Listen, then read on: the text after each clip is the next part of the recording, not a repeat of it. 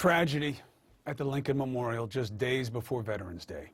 Air Force Sergeant Kenny Santiago, just 31 years old, killed himself Monday night. He was found on the steps of the monument, according to reporting from the Washington Post. Just moments earlier, he posted a heartbreaking message, especially because it was so clear-eyed, on Facebook, talking about how it can be hard to tell when someone is suffering and depressed, that nobody could help him. Don't even try. His friends and loved ones saw the post and begged him not to end his life. But it was too late. It's hard not to feel a lump in the throat when you hear this story. But the truth is, as of 2019, there are an average of 17 suicides a day among veterans. It's not including active duty military. Now I want you to look at this picture. It's Kenny on the right, just in April, sitting on the same Lincoln Memorial steps with his childhood friend, Edison Naranjo Mejia. He's a veteran. And Edison joins me tonight.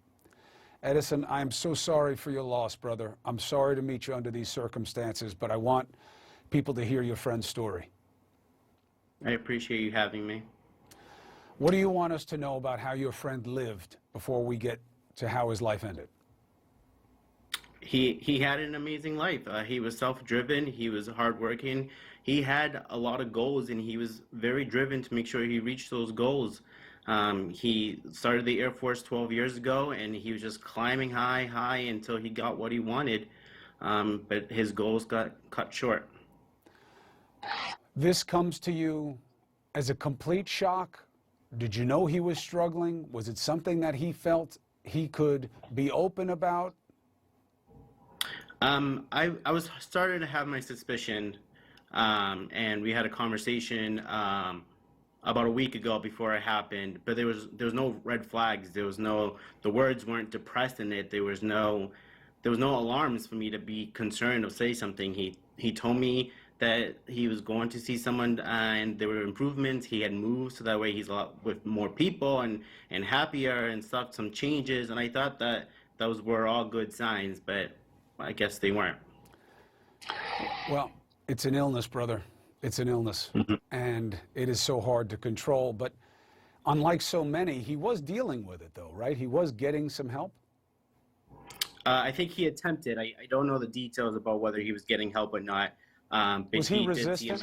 Was he resistant to it? Did he feel like somehow it wasn't consistent with being the big, strong man that he was, the military man that he was? I think he was worried. I mean, he had a high security clearance. He was as a flight attendant, or whatever the Air Force calls a flight attendant. So he was up there with the VIPs of Washington. And if they were to ever find out that he had these kind of struggles, what would happen to his career that he's tried so hard to work for? It's the stigma. You know, he wouldn't have felt like that if he had diabetes, you know, or, Right. you know, leukemia. You know, he wouldn't worry about, will people see me differently? What do you think it is about these types of struggles that people feel are going to make them less than? They feel like the vulnerability is not allowed. And I think there's also not enough support. I mean, I think the military is saying that they're trying, but the training is being up in the higher leadership and not really in the front lines leadership where they're supposed to. The people that actually see the airmen or soldiers every single day and interact with them.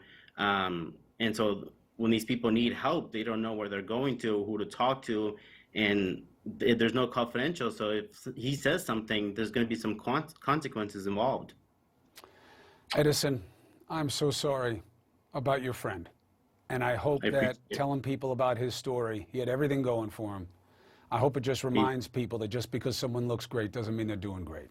I appreciate you, and I wish you the best. My condolences to the family. Thank you. To the Santiago family, I am so sorry. And I hope that telling this story gives some purpose to Kenny's legacy. If you need support, it's just like having a bad knee. It's just like having a bad arm. It's just like having something that's wrong with you, cancer, anything. You go to somebody who can help. The National Suicide Prevention Line, 1-800-273-TALK. 1-800-273-8255. I'm going to tweet it out. And as we all have to know by now, it is not strong to resist what's wrong. We'll be right back with the handoff.